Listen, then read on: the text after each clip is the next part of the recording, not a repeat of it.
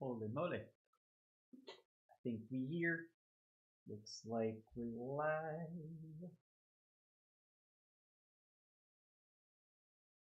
We're live there, we're live here. Just waiting for the... There's the bot. What is up, y'all? Y'all! We're not focused today is what's up. What's going on? Hope y'all are doing well. Happy weekend! It sure is, isn't it? Let's see. We need to do some warm-ups. Just light warm-ups. You know, I've been sort of warm, but worth doing a few more. Let's see of the flexibilities.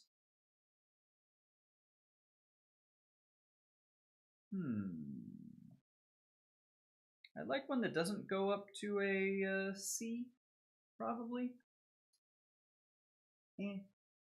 Whatever. Let's just do this one that we've sort of been doing all the time. Maybe the harps. Let's give it about 84. Somewhere in there. And let's ease into it.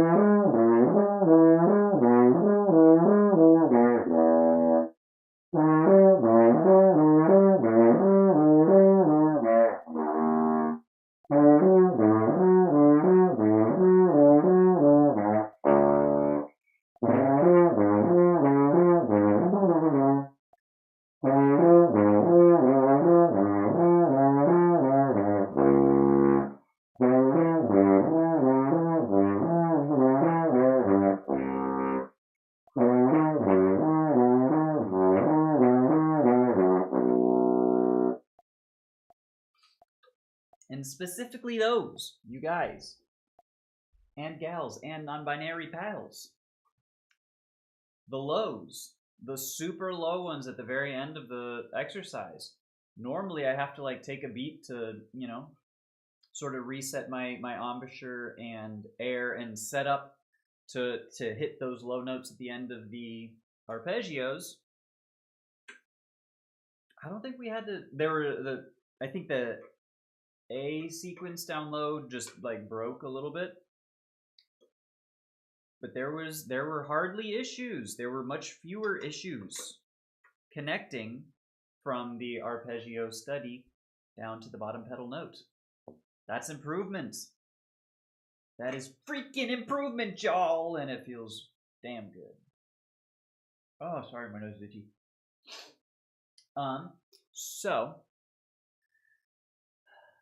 let's see. That's a schmore flexi. What if we did?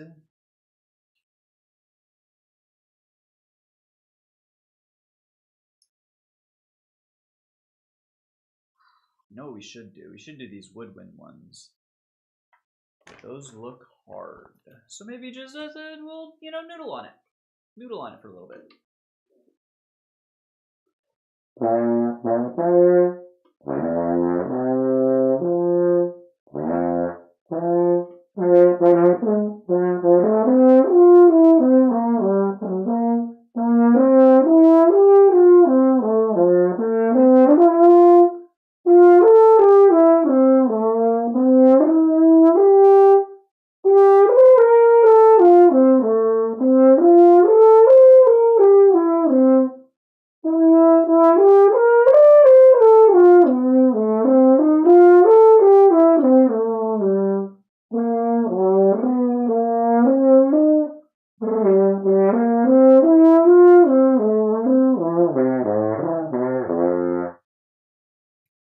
Yikes, that's hard. You're supposed to be playing from B flat basso and upwards. I assume this is not the B flat basso. Would that be F? Yeah, I guess the low F one. I'm not going to do the low F one just because that's transposition on an exercise that I don't know as written. So that would be silly.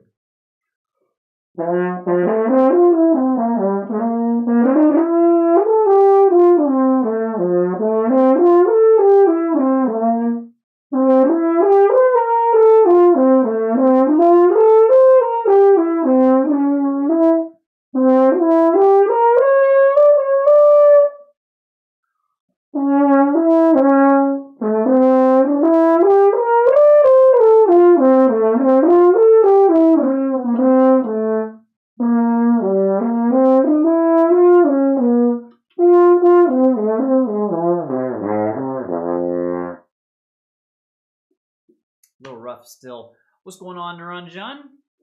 How are you, my friend? Good to see you. Hope you're having a good Saturday. What's going on?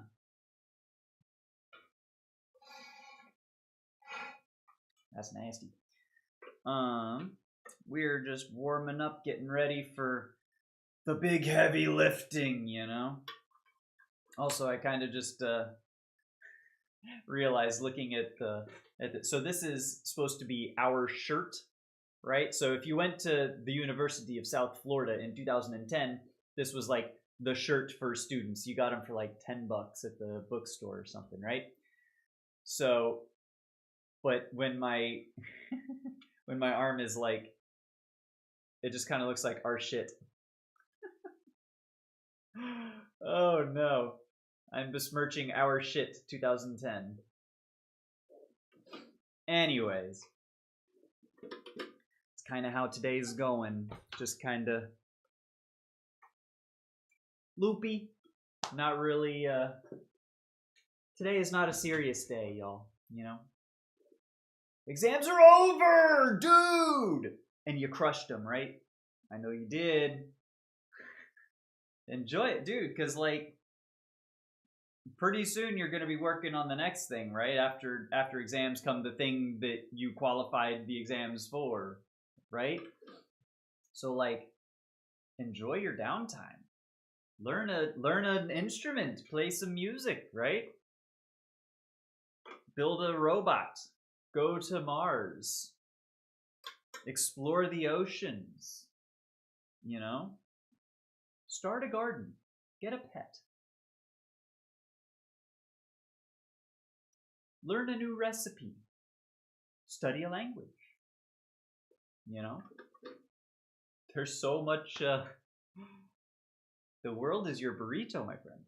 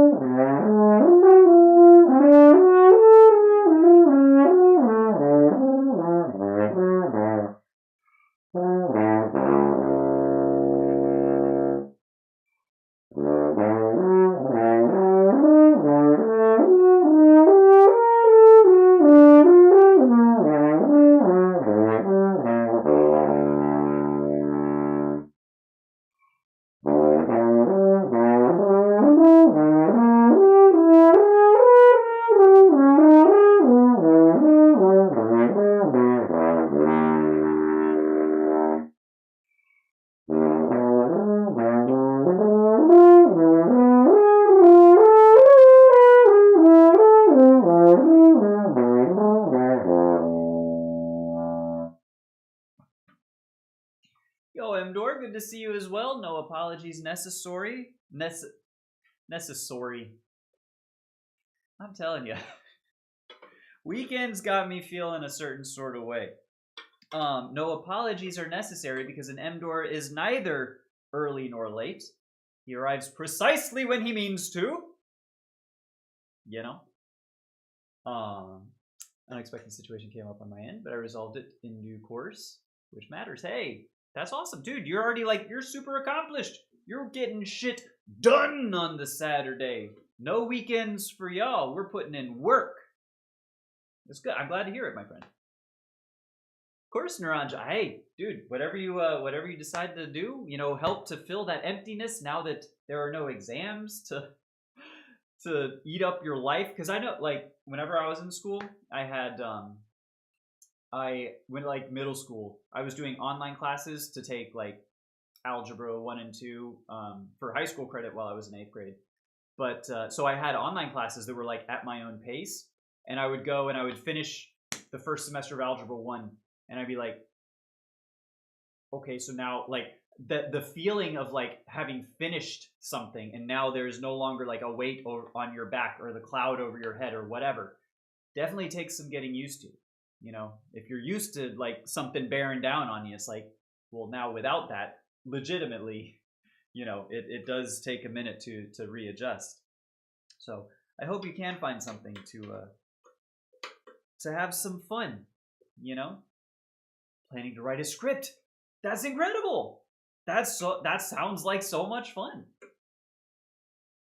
Do you have a story and ideas in mind, or is it just I feel like writing something, I'm gonna start putting words down and whatever happens happens? I would love to know your process, because I've never been much of a writer. I can write essays and papers for school. I've always done decently well with those, but like a creative writing thing, not my thing. I am not a creative wordsmith. Not my forte.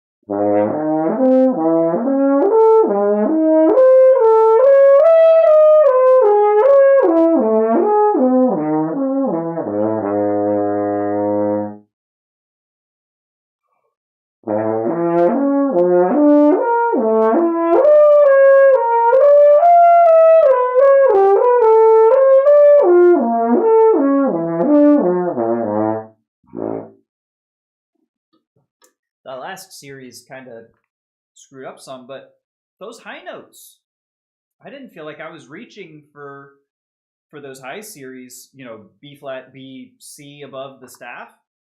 Those are normally very, very difficult, but they felt good today, you guys. I don't know. Dare we do the harps? You know what? Fuck it. We're working on the weekends. This is our shit. I love this shirt. Oh, I really do. It folds so nicely on the sleeve. Oh man. Not to be crude for too much longer, but that I just really love that happens.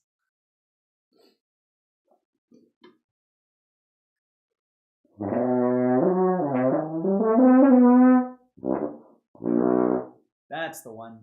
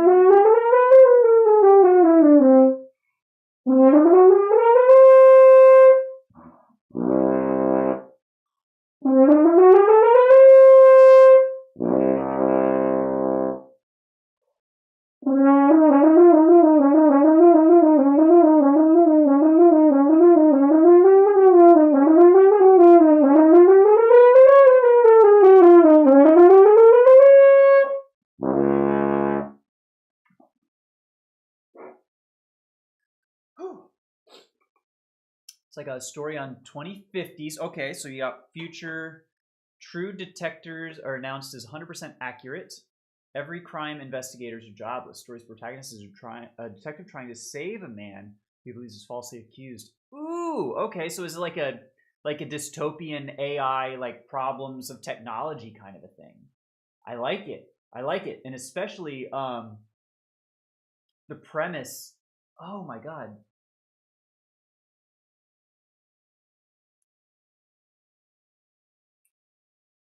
that's really cool. Cause like it's like hopeless. It's there's a sense of despair there. Like how can you defeat the technology? Even if you are the accused, right? And you know that but you see the evidence stacked against you, and you're like, I'm just fucked, right? Because it's 100% accurate, dude. I like it. I like that. That's really interesting. You could, especially like how serious is the crime? Is it like a capital offense? Like this is a murder trial, and if he doesn't get off, then he's like dead, right? Hmm. Oh, interesting. You could do a lot of fun stuff with that. Hmm. I like it, Neuron John. You gotta. That is a good story idea. Hmm. Can we focus? Camera?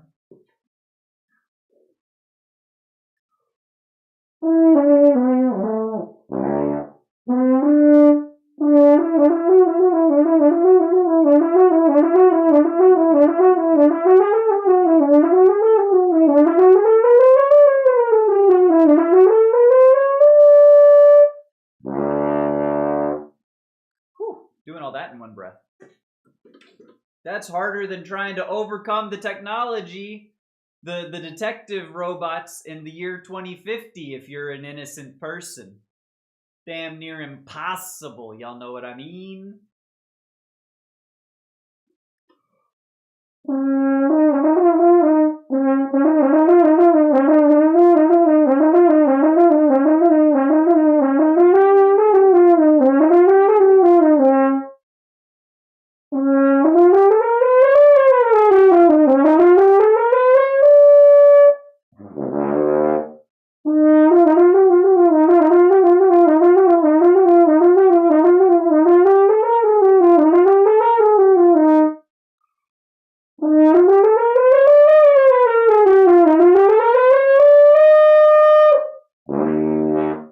And even better, not even better, but just another potential wrinkle, because your message said who he believes is falsely accused.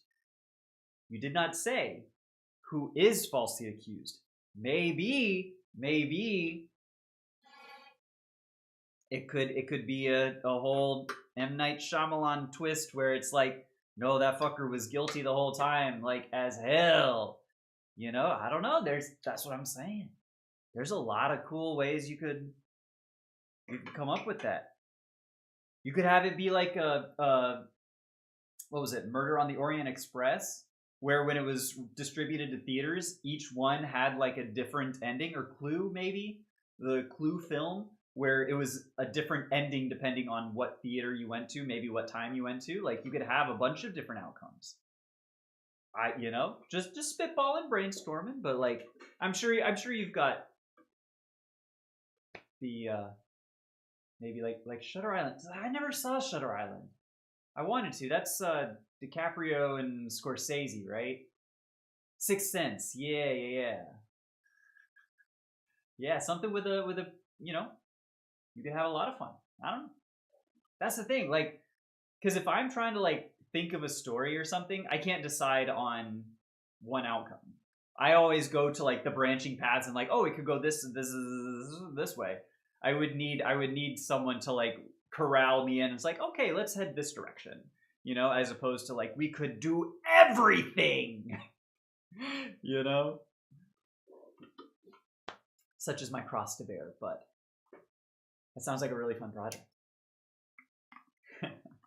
I mean, dude, Mdor, if we're putting in this kind of work on the weekend, like this is good work for the weekend.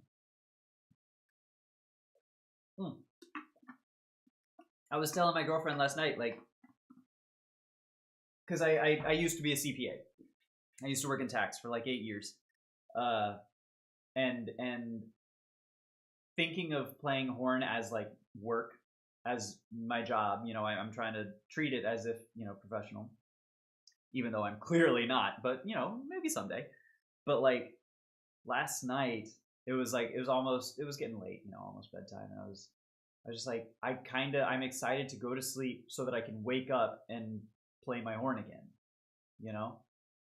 which is not I legitimately do not remember the last time in my life I've ever felt that way about most anything, like not just like work or it's just I am inspired and motivated on horn, and it's like, I don't know, at least since high school, probably was the last time I had that sort of like fire within me. It's burning bright. Got the inspo while watching True Detective. Hey, okay, see how it goes, dude. I'm excited for it. I hope you will keep me posted as it develops. I would love to follow your journey. That sounds awesome, dude.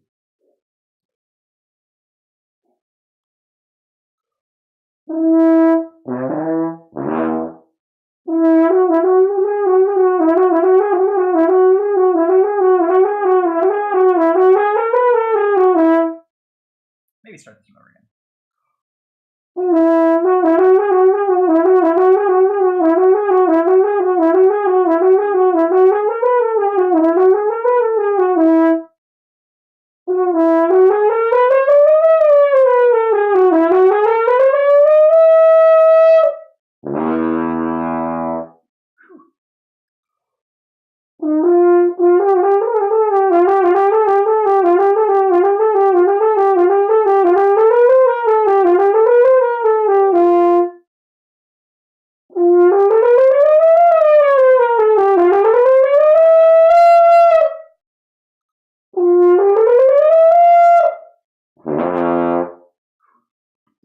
Holding that C is a whole other.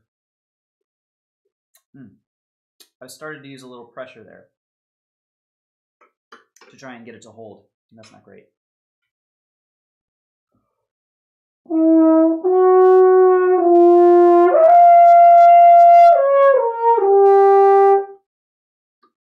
And that's the slur from Adagio and Allegro. By the way, can I brag on myself for just a half a second?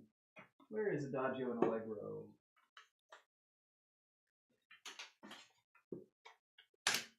Notorious solo piece for this reason.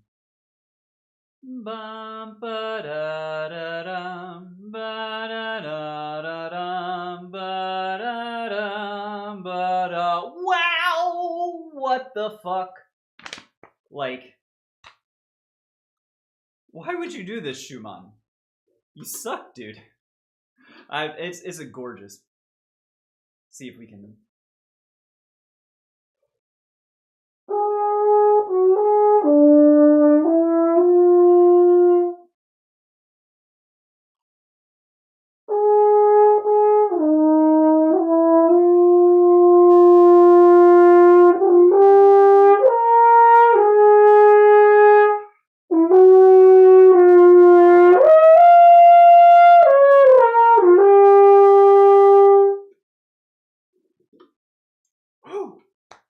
Yeah. And that's the adagio part. That's before you get into the allegro. Like, you still have a whole, 3 pages of allegro fast movement after, you slur up to a high C in the first 4 lines of this. What? Yo, Schumann was on something. Professor! Weekend professor time. Woot! Woot to you, my friend. Hope you're having a good one. What's going on? We're experimenting with the Adagio and Allegro by Schumann. I haven't played this one in, Jesus Christ, ever? High school? College?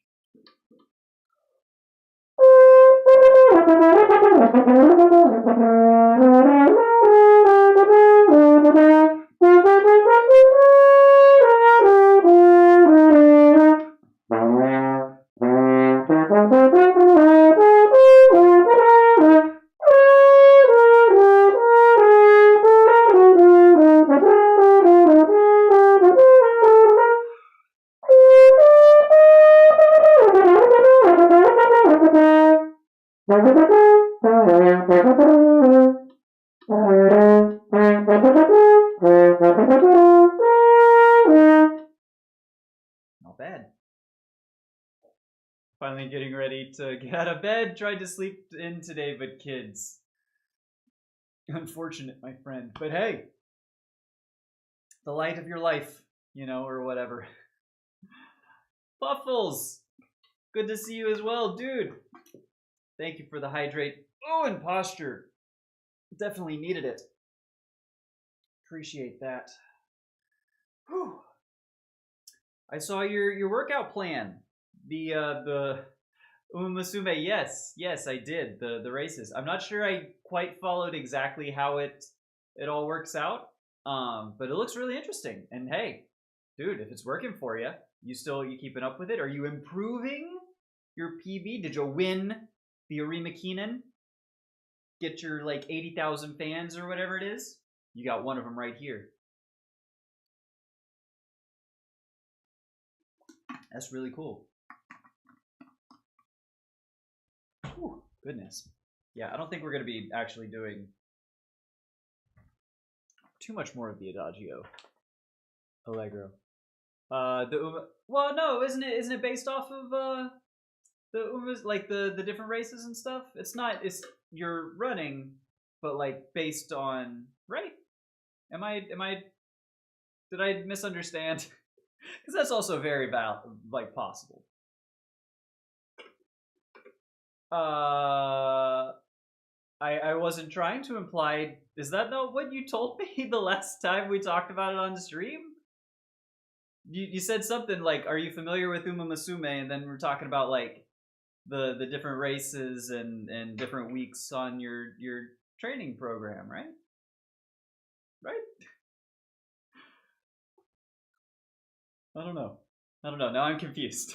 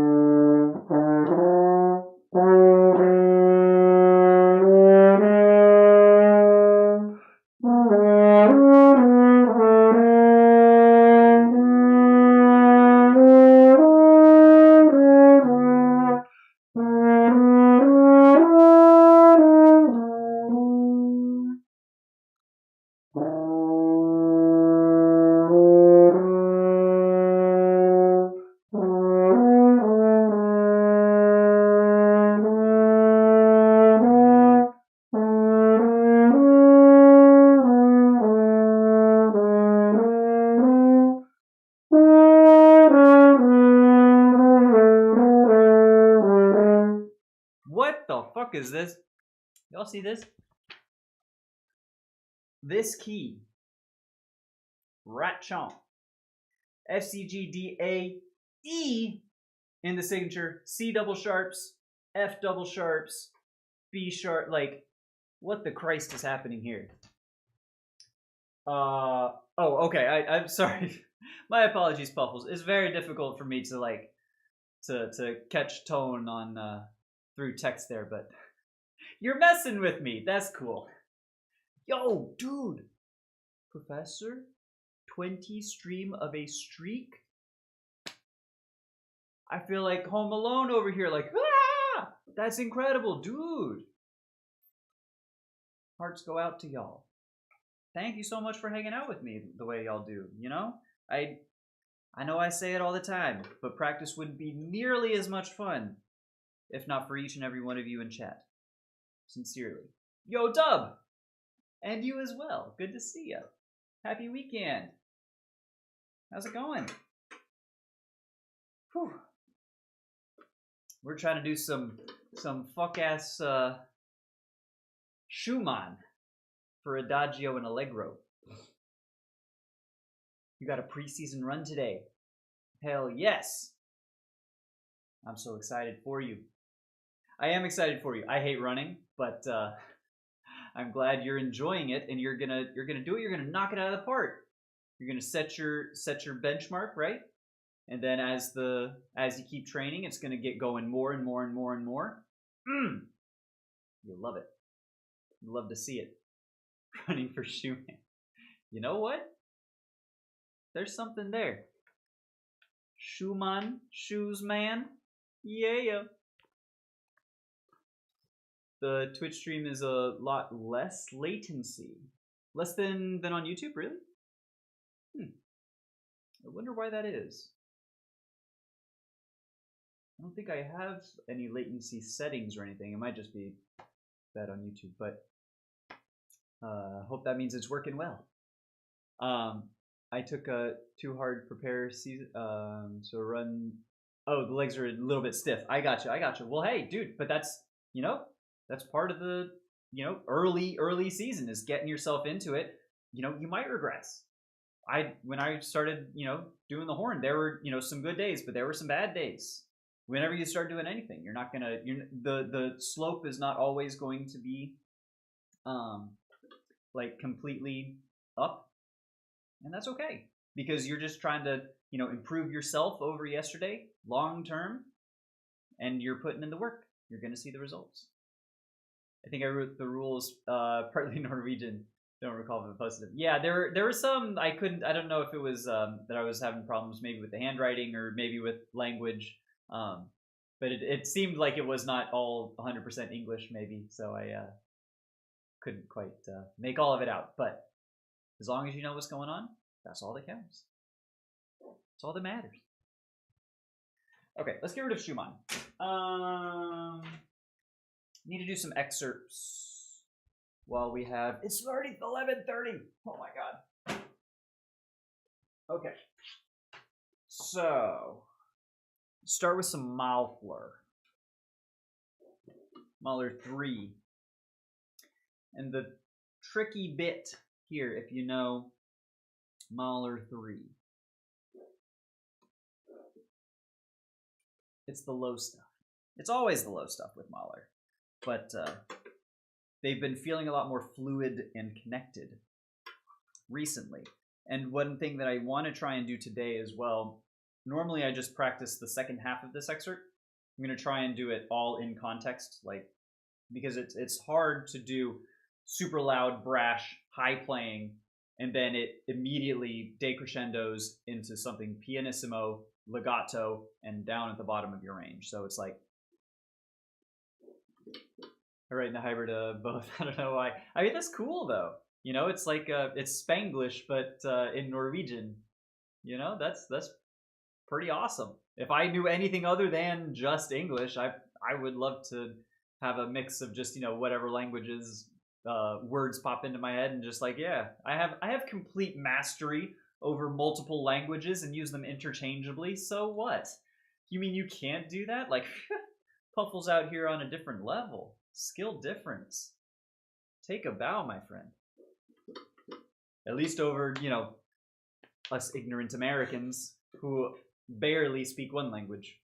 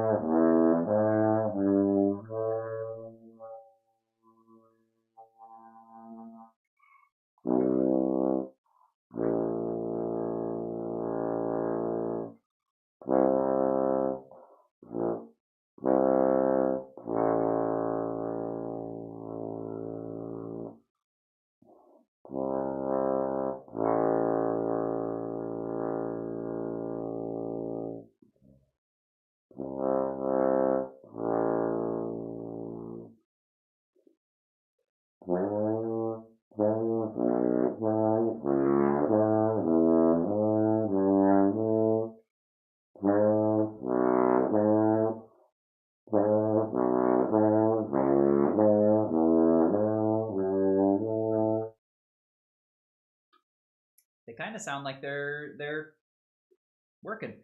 Funny enough, the problem notes are the very lowest ones that normally are like, I don't want to say an afterthought, but they're like, they have been more reliable in the past than the lip slurs. And right now the lip slurs are doing gangbusters.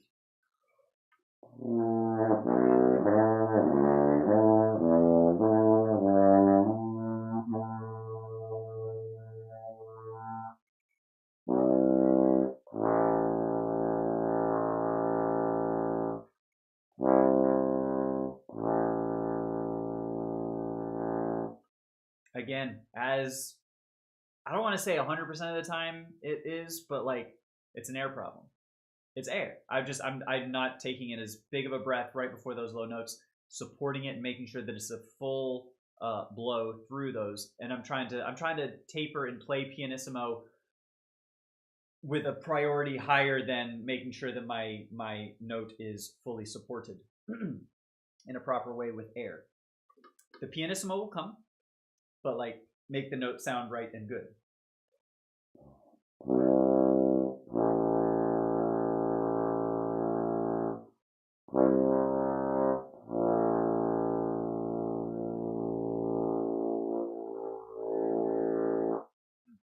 I really need to open up the back of my mouth as well. Seems like a little thin. Anyways, let's try it, shall we? Run the whole damn thing? We shall see. Whew. You know what? It's worth staying hydrated because this one's going to be tough. We're going to start sweating. Even though I turned the AC down today, I have the fan on and I am fully hydrated. So, like, maybe I shouldn't be sweating as hard as I'm going to, but I'm going to. I know myself, you know.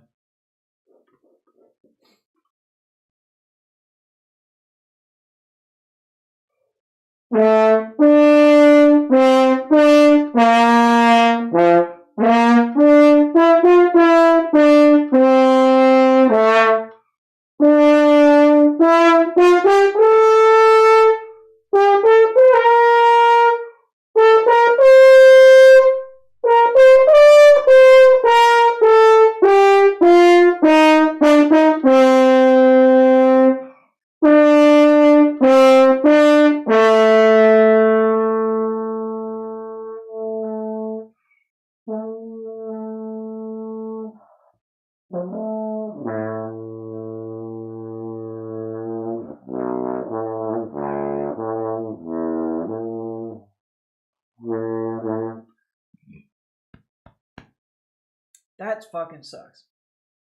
That was a good attempt. A decent attempt. I feel like maybe I'm trying to play it too loud in the first part. Because I'm trying to, like, you know, Mahler loud is very loud. And especially here, needs to be huge. But, like, maybe I'm trying to play it too huge and I should back it down just a hair. Let's try.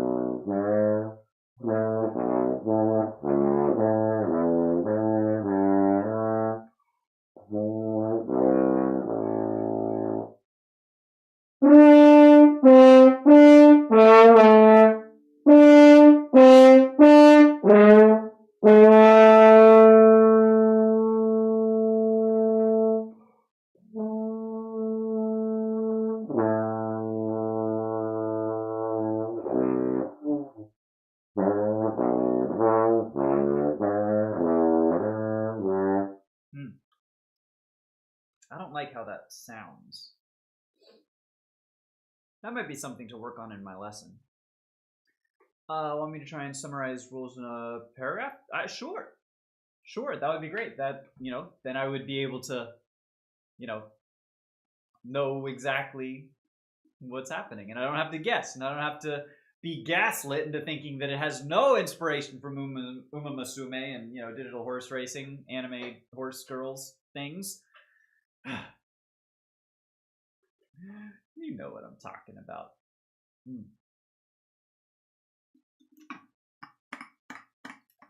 Mahler 3 is giving me trouble. This excerpt is not super.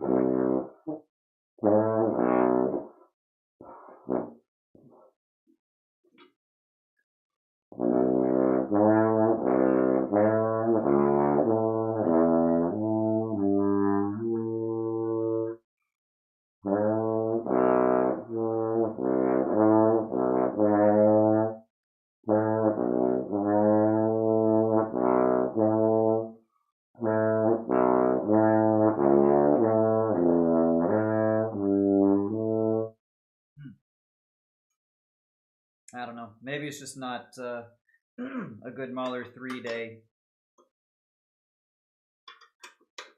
Or, alternatively, now that I'm thinking of it, maybe it's because we haven't done this all together before, and this is just the process of practicing out the part that's unfamiliar. The rule of adaptation, lest we forget, what is difficult today will become easier tomorrow with intention and with practice. So that's why we play the stuff that sounds bad, that feels uncomfortable, not painful, but slightly uncomfortable, to try and make sure that we adapt to it next time. All right, let's see. So 3 races, you've got G3, 2, and 1. If you look at the far right, there's a percentage. Okay. Need to run a certain percentage of my personal best to win the race. Gotcha. Second place is 2 seconds more. Bronze is 5 seconds. Okay. All right. That's cool. G1 is the hardest. Got most points. G2 fewer, and then fewest. Yeah. So it actually tracks improvement over time. So do each of the different grades have like a different percentage? So for example, a G1 race It's got to be like 85%, whereas a G2 is like 80, G3 is like 75, something like that. Because that's really... Oh, and weather adjustment. That's true. I do remember you mentioning weather adjustments too. So it's like whether... Hold on. Because what if it's actually like raining outside? Do you get a double, like an IRL debuff and an on paper debuff as well for a G2, G3 race? Finale's got most points. That makes a whole lot of sense. All G1s are 100%. Oh, okay. Dang. I gotcha. That's intense. So you gotta hit. Granted, I assume there's gonna be time. Like you're not doing your first G1 race for a minute probably. Like you're in the preseasons now. That's gonna be your baseline, and then yeah, I mean, shoot, that seems like a great system. I'm trying to think of like scenarios to be like, okay, well, what if this and what if how is that? But like, kind of seems like it would just work. That's really cool. That's really creative. 3-second leeway for wet tracks on the G2 and G3 ones. Okay. Huh. G1 is on week 4. Gotcha. Right. So after 4 weeks, you should be improving over your PB. Huh. That's really freaking cool. That's awesome. I mean, I'm gonna, honestly, I want to take something like that and adapt it. Because I think I mentioned I have a rowing machine. I don't like running personally. I just get bored. But I like a rower, and I could definitely see myself adapting for something like that, gamifying and sort of motivating me to do something. Whereas now I'm doing nothing. So that's really cool. G2 and 3 has fluctuating percentages. Okay, I gotcha. So it's not each one has to be 100%, 95%, 90%, but you could have some where it dips a little. I gotcha. And you've got 3 G1s. So. Do later season G1s go to like 105%, or is 100% always ever the max?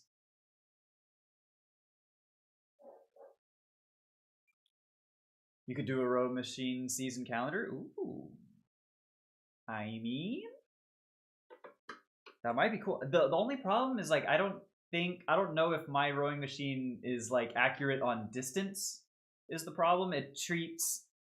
It's like each pull is 10 meters flat, regardless of your intensity of, how fast you're going, how hard you pull. Like it's always 10 meters. So it might not be, I don't know how it would work, but G1 is always 100%. Gotcha. But you're right. So you got to beat your PB 3 times. The only thing that I'm thinking though is like, so 4 weeks, thinking about IRL weeks, if you're just starting into running, I feel like your 100% benchmark is set here after a month. I don't think it's going to be that hard for you to beat your PB. Granted, not like probably you're not going to want to go crazy, but I think you might see more rapid improvement perhaps than you might think, and maybe 100% becomes easy. Or maybe not. I'm brainstorming, just kind of thinking out loud. But no, that's a really cool program, dude. Huh? That's very, very creative. I gotta think on that. Because I think if I was gonna do it for my particular rowing machine, I don't think it would be a distance thing. Or maybe it's good because that means distance is always consistent, and the only variable is going to be resistance and then the time that it takes. So maybe maybe we could do it on the rower to where it's always like, 6,000 meters, 8,000 meters for a long race or something, and you got sprints at 2,000, but like on different resistances, maybe, yeah. And then the time. Oh, there could be something there. Started to adapt strategies and play it as a game. That's great. That's awesome, dude. That's so cool. That's so cool. I mean, it's working for you, and it's making it so that you're having fun, that you want to presumably go out and keep playing. Like, that's freaking awesome. I remember when Pokemon Go came out, and I was big into Pokemon Go. My dog has never walked more in his life. You know, there's something to it. Gamified fitness and exercise, it works. You got some unorthodox strats in week 6 or 7-ish? Ooh. Ooh, I can't wait to hear about that.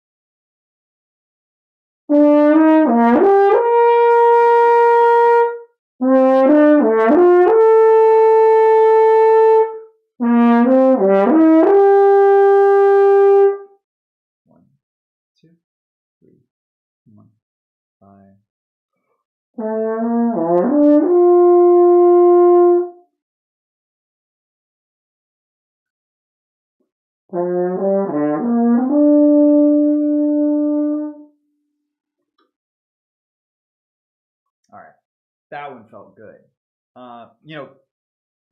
Good. It felt like I could play it top to bottom in one shot, which is not always how it's been for Don Quixote. Variation 7, second horn. Ooh. You know what? I have been playing the second horn for Don Quixote. How much different is the fourth?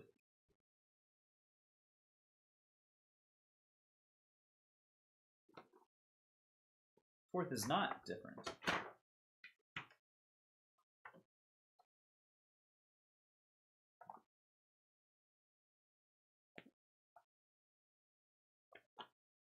Fourth horn part for variation 7 is the same?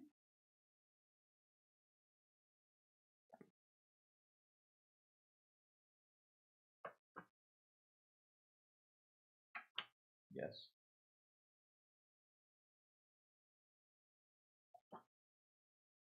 Yes, it is. Not for variation 8, though. Huh. Interesting. Okay, well, I guess we're just going to keep playing second horn because fourth is the same, so.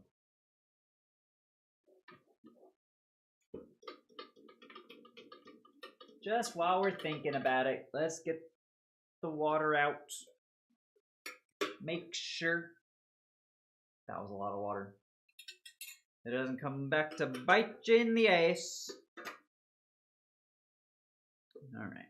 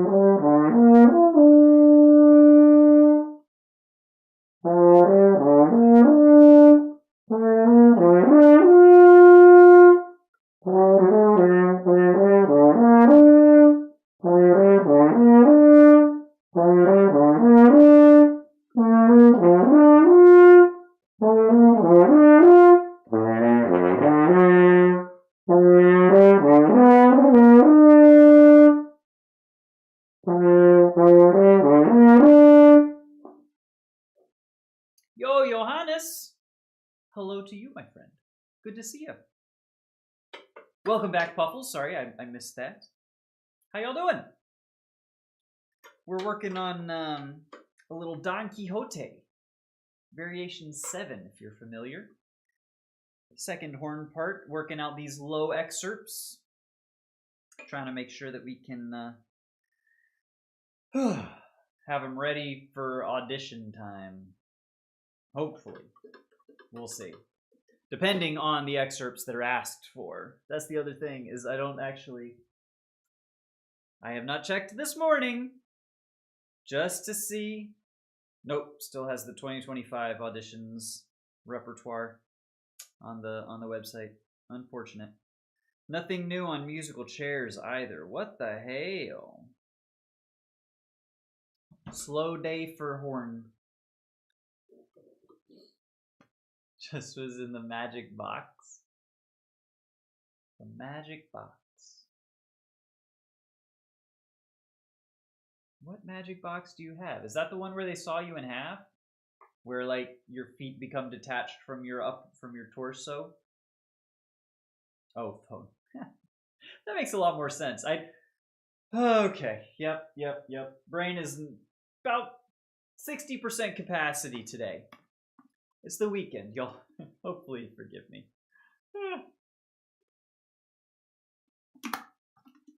With all brain power going to music, there is precious little left. Oh, on a day like today, especially. Okay. Just for S's and G's, let's try variation 8.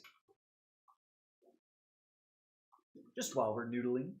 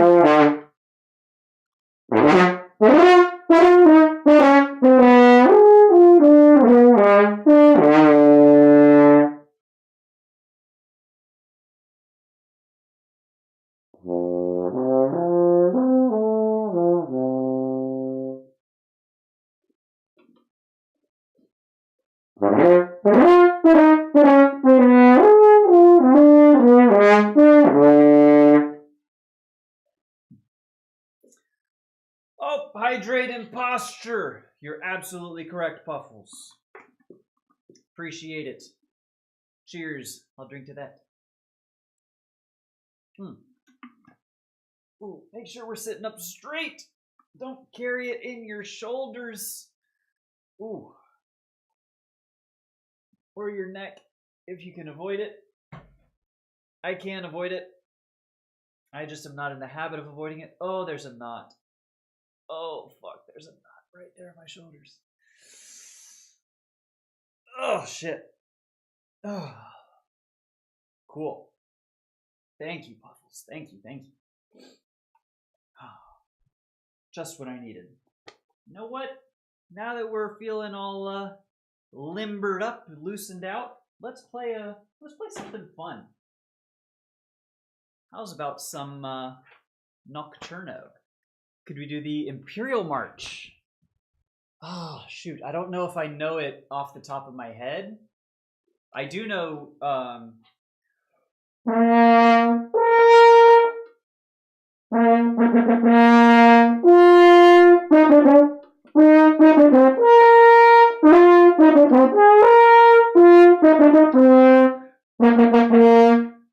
Let's see. I know because we did a John Williams piece for our last concert that had that from Star Wars, and there was some Star Trek, but we didn't have Imperial March, so...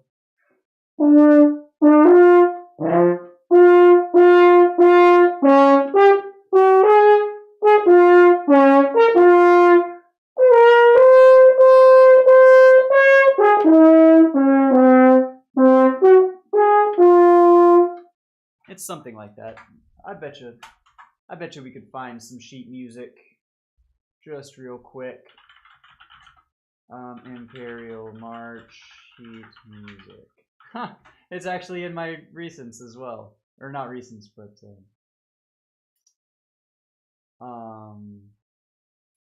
previous at least. Let's see. I just need the notes is all.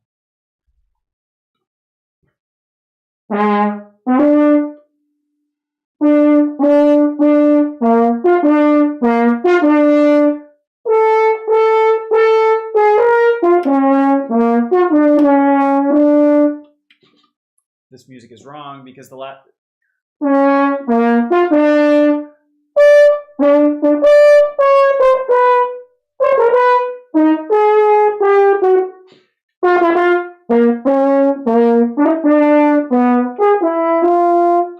something like that.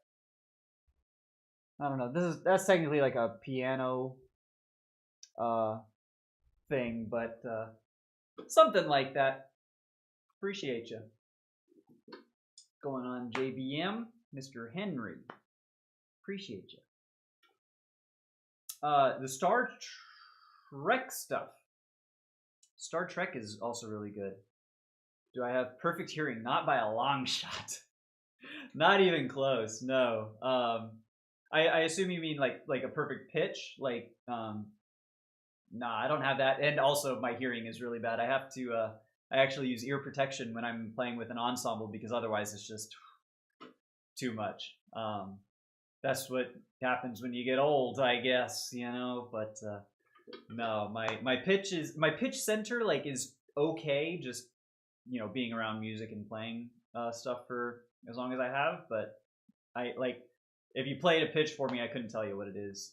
I can sort of hear like a C on my horn if I visualize that I'm playing a C.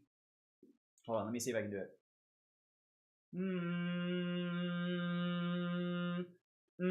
I think is a concert F, C.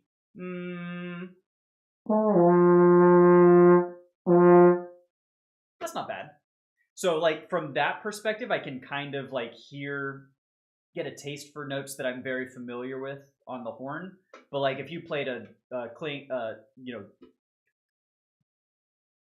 ding on a piano or something, like just strummed a note on guitar, I would have no idea. But how I see it, good relative pitch is more useful than perfect pitch. I appreciate that. Well, it is funny because like my first horn professor at USF, in fact, he has perfect pitch, and I do think he has, if my memory is correct, and I haven't thought about this in so long, but he has said that it sometimes is a little bit of a more of an impediment than a benefit because he can hear every little imperfection. If there's someone 2 cents out of tune on the other end of the orchestra, it sticks out, because it's not. So, I could definitely see, having a good relative pitch being like things are roughly where they're supposed to be within the ensemble. It's probably at least more accessible for the average person. Like, I'm never gonna have perfect pitch. My hero, Freudis, upon whose mouthpiece I play. This is a Stork Freudis signature mouthpiece. I have her. I play from her book every day. Thoughts on Playing the Horn Well by Freudis. My hero, the legend herself. She has perfect pitch as well. So I don't know. Maybe there's something about, you know, high level horn players and having perfect pitch where it helps, but like, not gonna be my ass. I appreciate that, Henry. Thank you so much.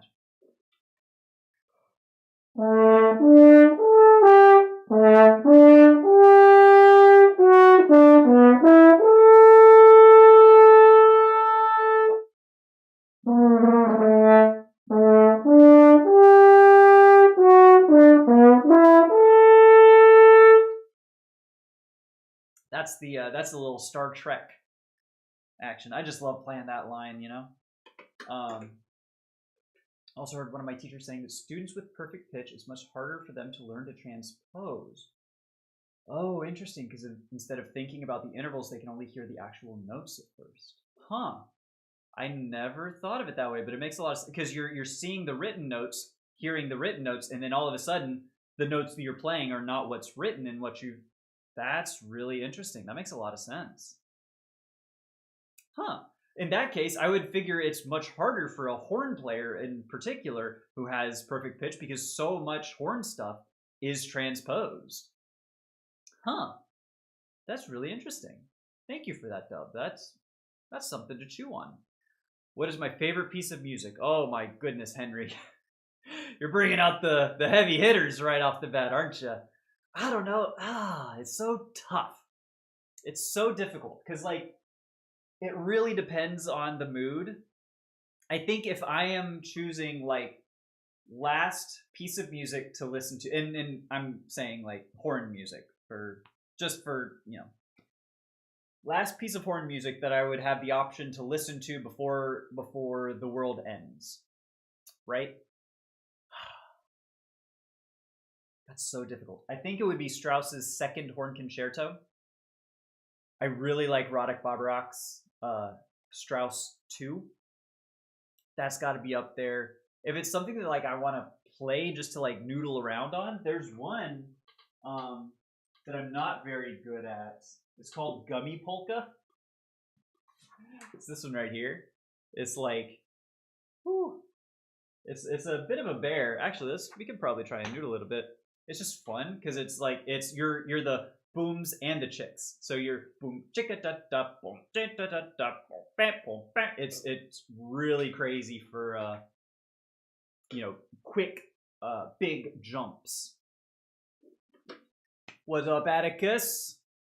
Good to see you, my friend. How are you?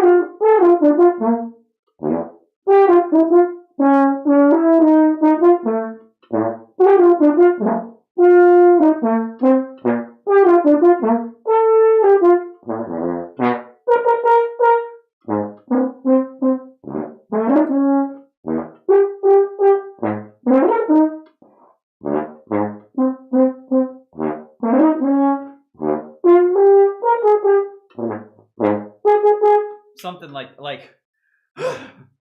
that's a hard one. Like, anyways, that's just a fun little noodle round piece. Man, what else is there? One of my absolute all-time favorites, actually, I didn't even think about this. You will find this on Freudis's 2004-2006 album Ceros. It is called Monoceros by Wolfgang Plage, and it's for unaccompanied French horn, solo French horn. It's really cool. It's about like finding some ethereal like animal beast, like a unicorn maybe, but you can never quite find it. But you're gathering up all the forces. Like, oh my god, it's here! It's like, and it's just like, but it's never actually there. You know what I mean? It's a really interesting piece. Yeah, let's try. We'll see. It's not going to be good. I haven't played this in a long time, but maybe you can get the gist of it. That's not correct.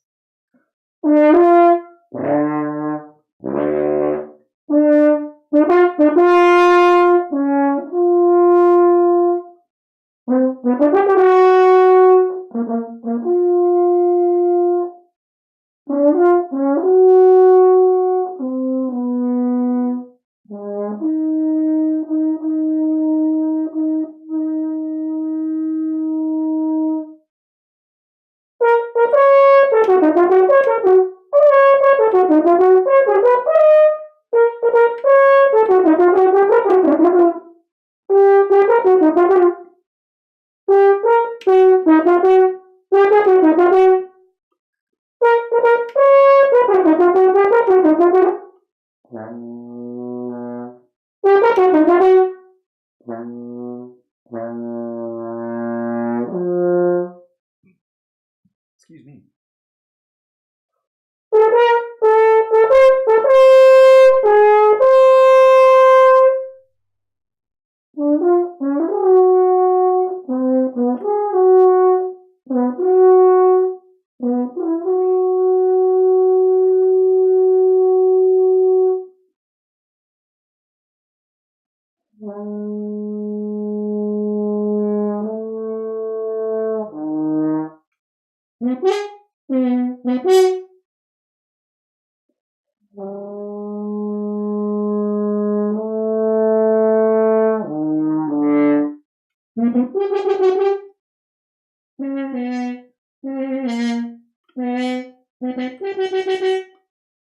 Something like that.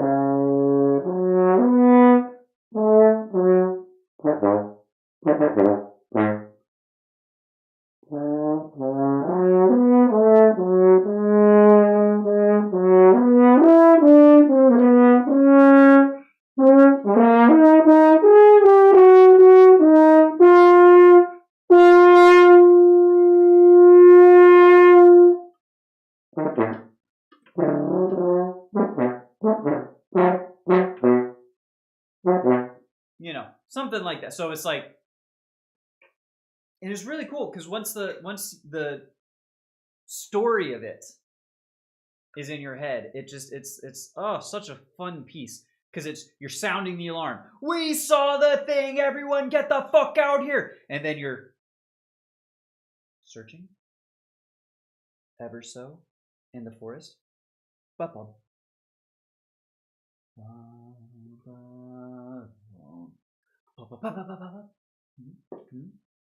You know, it evokes. It's such a good picture, such an awesome story. This piece. So that one's up there too. I mean, look, it's kind of like asking what is someone's favorite child. what is someone's favorite song? Like, even that's just so difficult for me to answer because I love so many songs. To have one that stands out above the rest is, I don't know that I have one, you know. Anyways, here's Wonderwall. That's not true. We're not doing Wonderwall. This is Nocturno.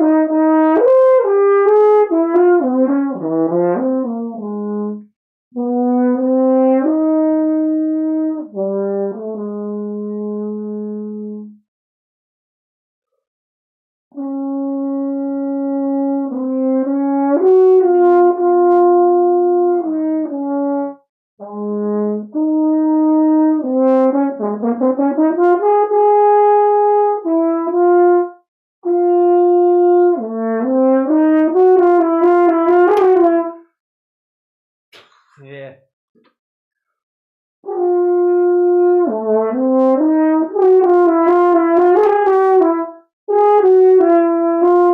Why do my fingers go stupid? My fingers go very stupid there.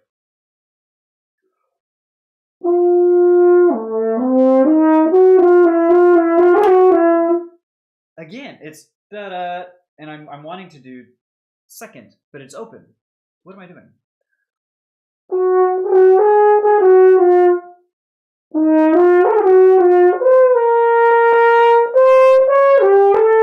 Okay. All right. This is stupid. I am playing stupid. Ah! Let's see. Let's play not stupid. Easy as that. That's all it is.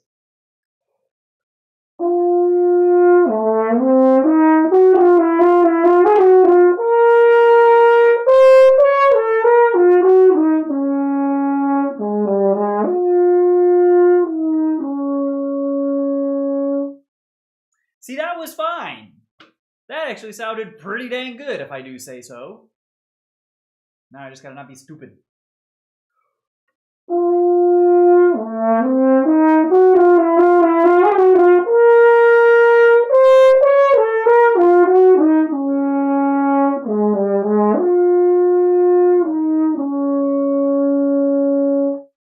That also sounded pretty good. I'm happy with that. That bit in there, that's fun. Oh, I love this piece. Nocturno honestly has to be up there for me too. Like, it's so good. Hunter's Moon. How could I forget? I haven't talked about Hunter's Moon in like months. Gilbert Vinter is rolling in his grave. Or something. Surely he's dead. Right? Copyright 1942. Probably this man's dead. But like, oh, that's a piece. I'm gonna play this one too. Theme of today, no longer is excerpts. No.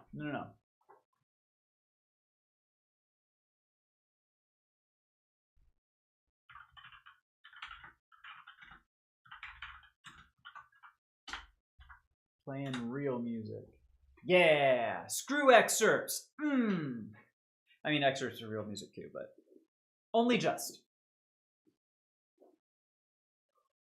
All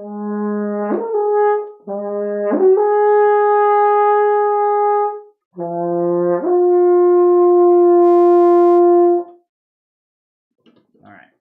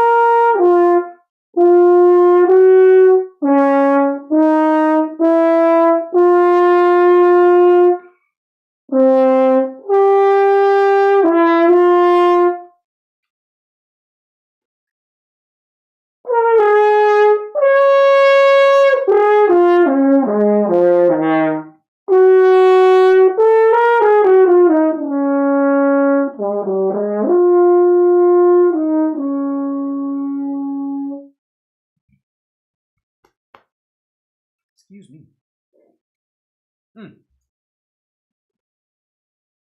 What a piece, that Nocturno. It's not done yet, but...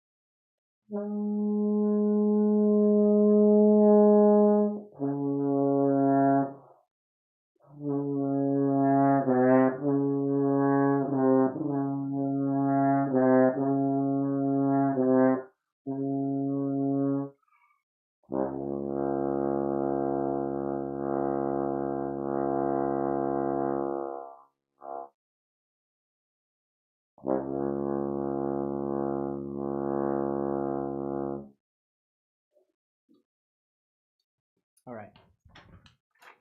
That feels not bad. That's a good little Nocturno there. Excuse me. 12:24. All right, we got about half an hour left in practice. Let's see. So we should do some Hunter's Moon, because I would love to play some Hunter's Moon. Should probably also do some excerpts. We've done Mahler 3 and Don Quixote. Maybe we'll spend a little time Mahler 1, just while we're here, before we jump into the moon.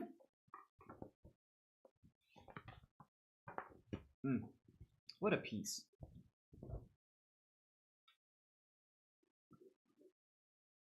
Let's do Mahler 1 first. And not just for a while we're here thing, but I do like to sort of bookend playing high with playing low, such that I'm not overly fatiguing my high register, and I'm making sure that, because my embouchure does work differently up high than it does down low, and I think that's fundamentally just how it has to happen. If I play too much up high, I sort of get into, because you're aiming your air down, it's like a tight embouchure or aperture, very focused, super fast air, and it's kind of just like put it up. And for playing low, it's completely the opposite. It's a large aperture, not too large, very slow moving air, and a lot of it in very warm, round vowels, all that kind of stuff. So making sure that I'm sort of jumping around, adapting my face to whatever's in front of me, regardless of how I have been playing, is a skill that I'm actively, intentionally trying to do.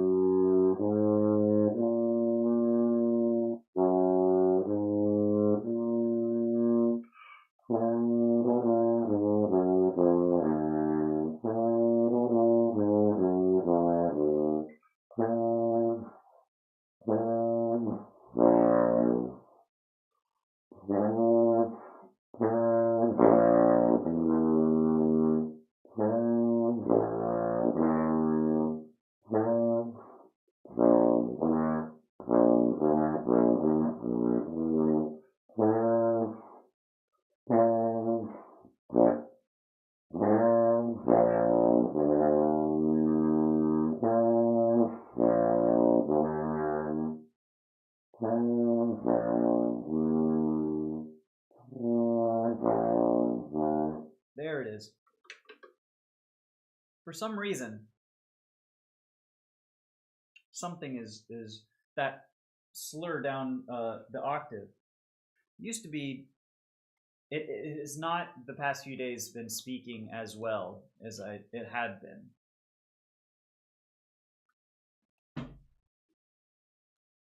And not just coming down for the octave, but coming up the fifth to the B flat to sit, the last note. The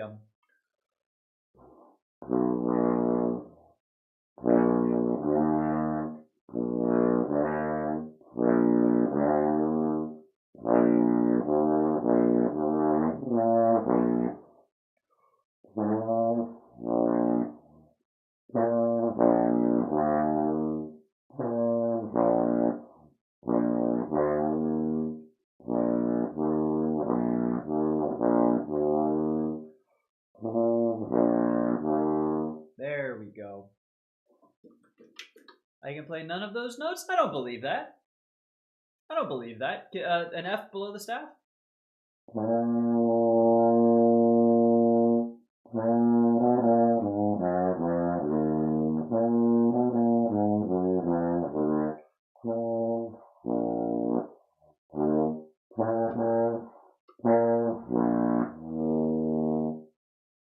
Those are easy. Those are nothing.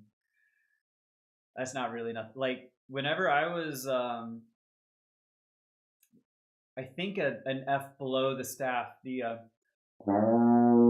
that note was like the bottom of my range when I was in high school. And honestly, probably the bottom of my usable range, even when I was in college 15 years ago, freshman year. And like my low range has always been a project. It's only just recently that it's kind of working. But yeah, it's you just gotta like work them, you know. The thing that really helped me was just playing low a lot every single day. I have a teacher as well, my teacher who says, "Hey, try doing this. Shove your lip into your mouthpiece as you go down. You know, you do that. Make sure that you're not going, but rather think of the aperture, right? So if you think about when you play, and for trumpet it's going to be a little different, and granted, so it's going to be more 50-50, right? But like for me, finding this is the aperture, and this is what my mouth is actually doing inside the mouthpiece. For me, having a visualization of like what's happening in the mouthpiece that I can't really see, it's it's just, I don't know. For some reason, that sort of helps things click. Yo, Goose! What's up, dude? Good to see ya. It's the Goose. What's going on? So we're talking about low registers and stuff. So, for example, if I play the bottom note of Mahler 3,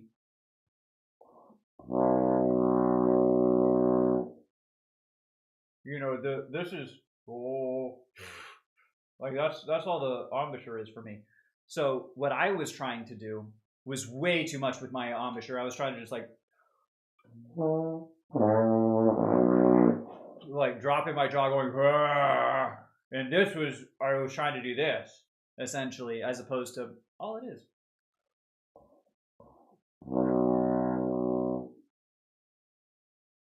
It's just that. You know? So for me, it was realizing that the embouchure to play low really doesn't have to be that big, and it's really just more, it's your air support, you know? I need advice. When should I be using the B flat side? That is a wonderful, beautiful question, Goose. Thank you so much for that.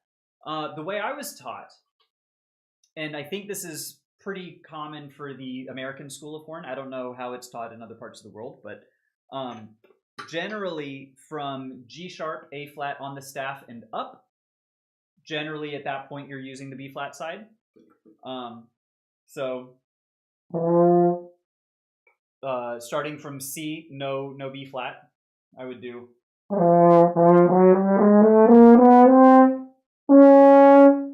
There, I would switch to B flat for the A flat.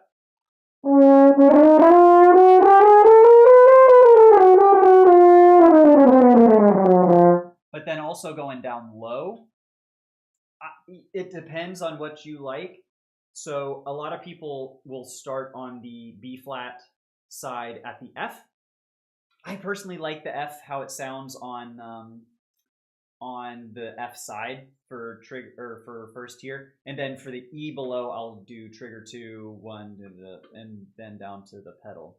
So it's for A flat on the staff going up, and then between E and D flat down low. So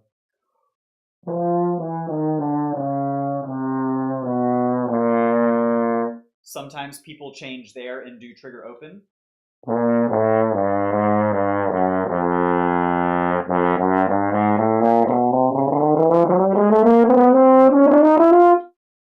Something like that. Somewhere I heard there should be G and up. I mean, you can. The only problem with G, and I only ever do the B flat side on G if I'm doing arpeggios, like C arpeggios. So for example,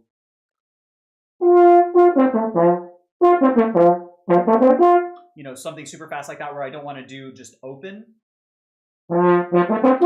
You know, it's kind of like, so for there I will do those. Same with if you're doing the B flat stuff, Beethoven 3, for example, or Strauss, anything that's in B flat, E flat major. I will do the B flat side for those because the Beethoven triplet, Beethoven 3 trio, yeah.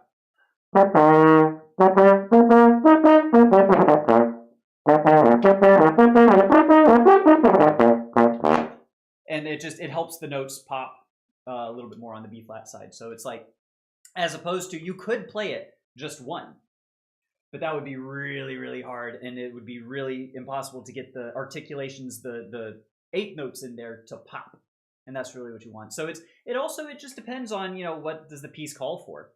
For example, what I was just playing, Nocturno. So this passage right here, bum, ba, da, da, I will play this completely on the B flat side. So da da da da da da da da da, but like just to go on faster movements of notes, it can be beneficial to do the B flat side. It's really just figuring out, you know, what does the music call for, and, you know, how do you want to tackle it? Apart from the overall, usually it's A flat and up, and then between F and D flat down low. But yeah, I like the F side sound more, but also my range isn't really big enough that I feel like I'm getting much advantage using the trigger yet. Hey, you know, and that also could be very true. Anything above D on the staff is so hard. Yeah, and it's going to be so hard. Professor, I do see you. Surprised to see you're still alive, but then I remembered how short my day has been so far. Dude, ain't that right? This is a major, like, mind fuck whenever it's been, like, just out of sorts. But yeah, we still got a good 20 minutes of practice left. But Horn, Goose, and Pills, good to see you as well. Sorry, I got a lot of thoughts on the go. The reason that playing horn is so hard, especially up high, it's the harmonic series, which I'm sure you know, but just bears repeating. For a trumpet, for example, it sits an octave lower on the harmonic series, so its notes are the pedal notes, the ones on the staff, just below the staff. Middle C is the pedal C for us. So, for example, if you were to do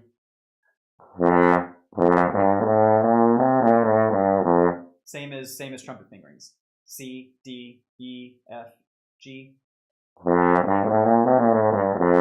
If you do it an octave where it's you start on the middle C, you're an octave up on a trumpet. So you're doing and that would be trumpet starting on third space C. So basically, horn has the worst of all worlds because you're playing blazing high, and all the partial. That's why the partials are so close to each other. That's why you can lip trill. In the middle of the staff, you can lip trill.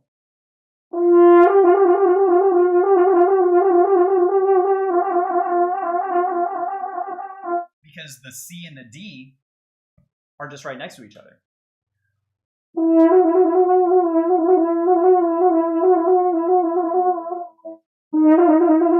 And that's why trumpets can lip trill. But trumpet lip trills are, correct me if I'm wrong, Professor, but like crazy stupid high, right? You wouldn't be able to start doing that until like, A flats with, certain fingerings above the staff. Stratospheric, exactly. Whereas for trumpet, for horn, you're just, mezzo comfy, middle of the staff, like.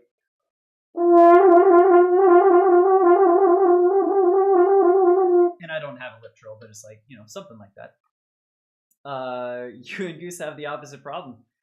That's the beauty of horn, though. Is like when I was in college, I played high like no one's business. I could pick up,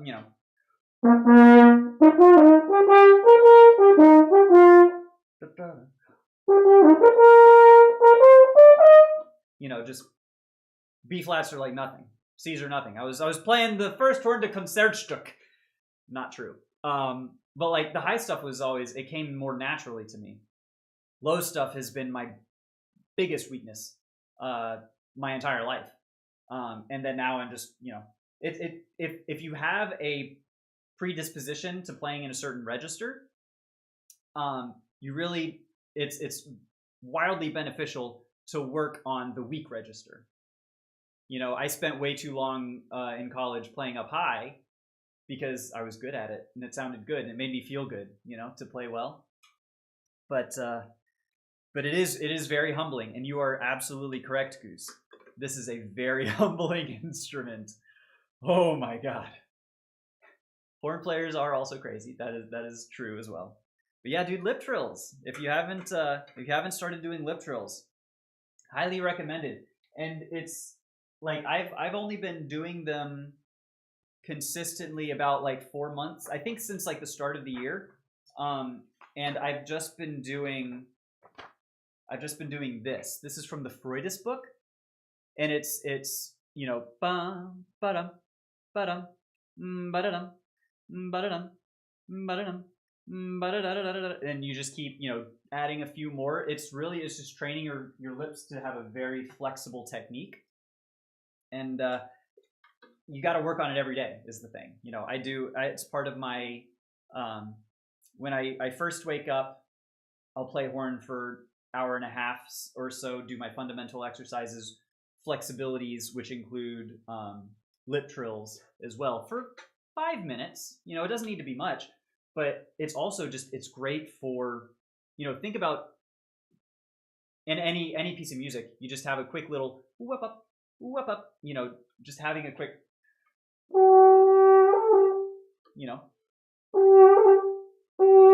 being able to pop like a just out of nowhere. It's a really nice, good skill to have, good thing to work on. Trumpet lip trills are actually insane. Yes. Oh, and the ads. I'm sorry. Yeah. Unfortunately, that is just kind of what it is. But yeah, I love when trumpets like blaze up there and they're just like, it's crazy. But horn lip trills too, because that's the other thing, is a horn lip trill can also go up that high. The Freudis book, it says practice on all of these pitches, on all of these pitches, on all of these pitches. You're trilling on all of these pitches?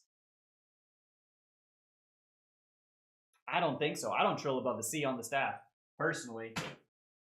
I should, but I don't.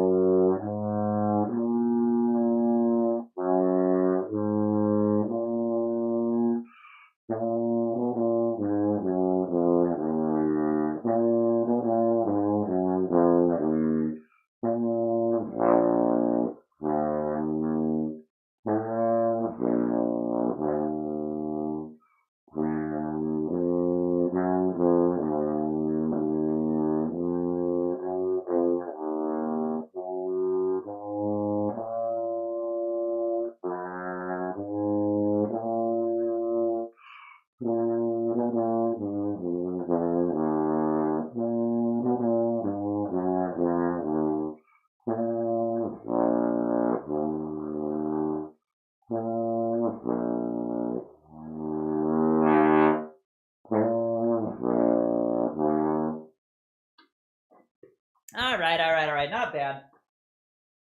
Not bad for Mahler. Let's play some fun shit for the last 15 minutes. I present to you a very rusty, because I have not played in a minute. Or this piece in a minute. Looks like the ads are over. Awesome. We were waiting on that specifically because we got 15 minutes left to practice. We're going to do Hunter's Moon a little bit, which I have not played in, Jesus, probably a month or two, maybe even more. Play Bluey? You're right, I won't. I don't know. I don't know Bluey. I know of Bluey, and I know it is controversial to some people if you're an idiot, but like also just a good wholesome family show. Tell you what, Goose, if you find me some Bluey sheep music, you send it to me over Discord or at a whisper or something, or however you can do it. I sure would. But I don't know it at the moment. So you're right. Are you happy now?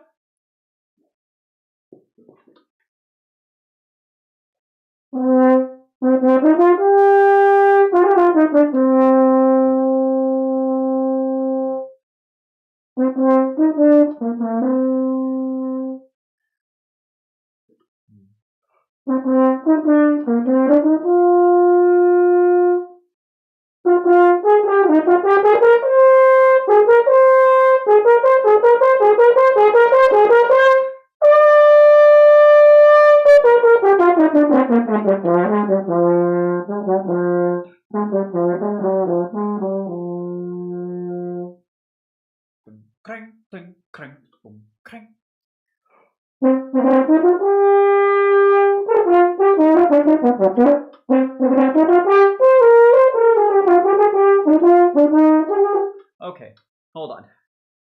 Just to make sure. Also, Goose. So this is a part where knowing the B flat and F sides is very good. Hunter's Moon. It's got this little arpeggio here.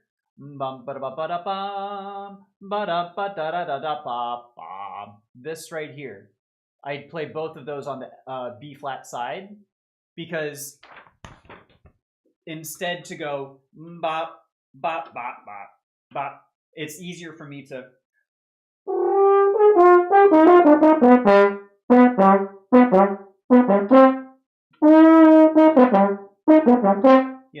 just having the different alternate fingerings to fall back on depending on what the music calls for is very very useful. Yo, Henry, thank you for hanging out, my friend. We'll see you later. Have a good weekend, good rest of your Saturday, my friend. I really need to figure Bluey out. The sheep music I found I didn't like. Yo, Professor, you have some Bluey? And you were holding out on us? You got that good Bluey? I should probably listen to, because I don't even know, like, I wouldn't even know what it sounds like or anything. For piano, still, hey, you can still play it. Still, still works.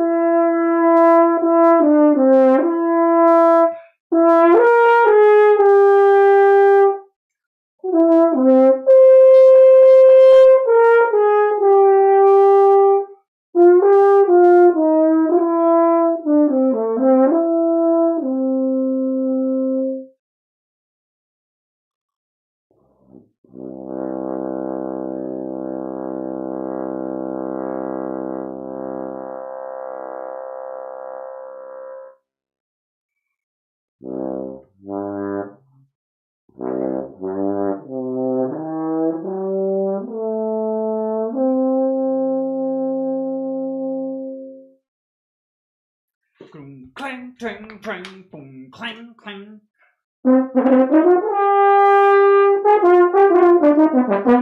Yeah, whatever. What are you playing? Sorry, Henry, I missed the. I don't know what the question is. When are we doing? Because we play. We're stream most days around this time, 11 Eastern. If that's what you're asking. Sorry, I missed that one. Is that how it goes, Professor? Is it ba da da da da mum, da da da da da da dead, ma na na na na child, ma na na na na Bluey. So yeah, I do. I totally know Bluey. If that's Bluey, I totally know Bluey.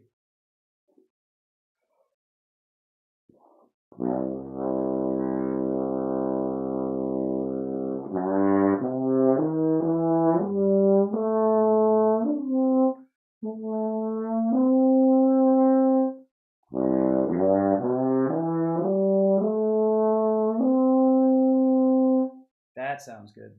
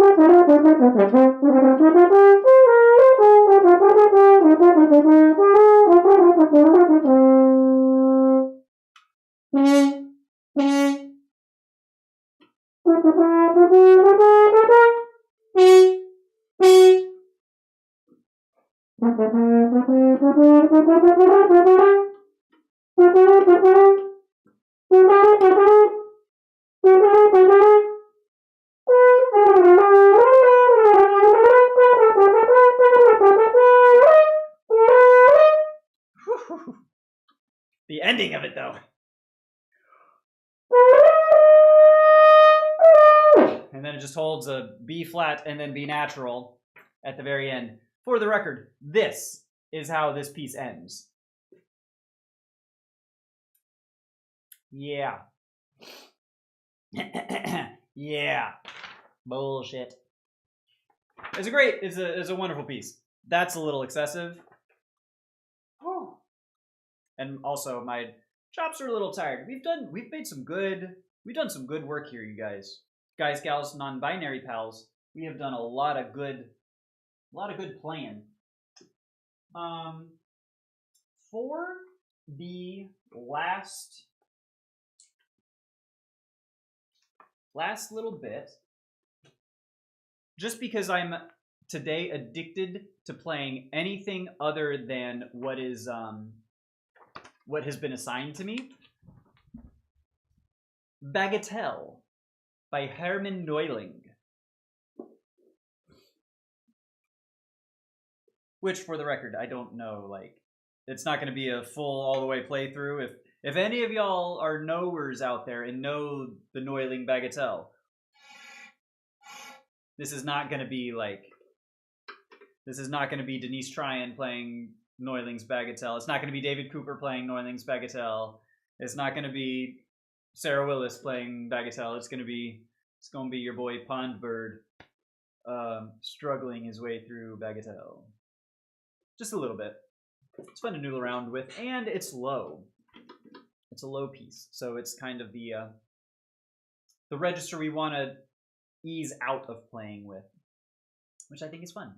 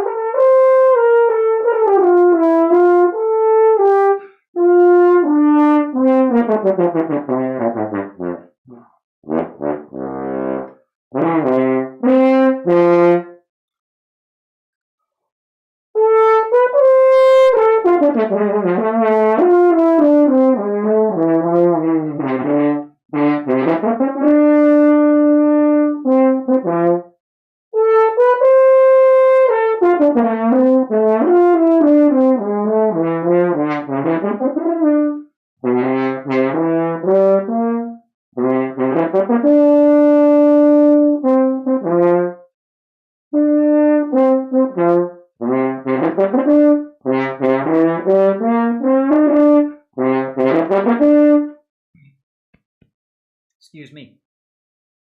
And I am thinking of different ways to use the B flat side on this particular arpeggio. So like it's it's just G, B, D, F, and then up to an A. So what you could do, how I've been playing it, was all on the F side until the A, and then A is on B flat. But you could also do trigger and then da da da da.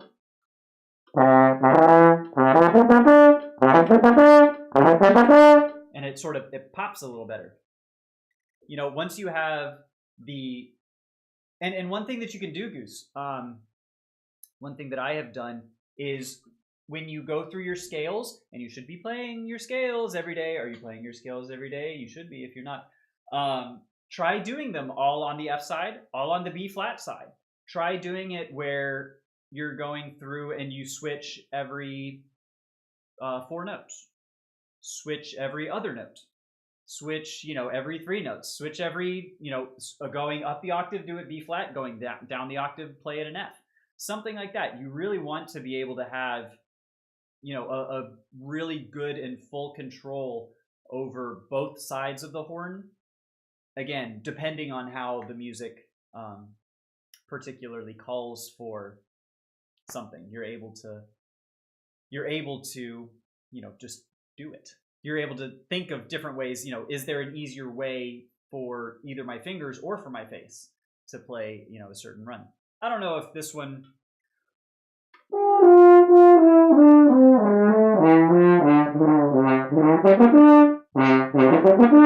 That one's, you know, a little easy.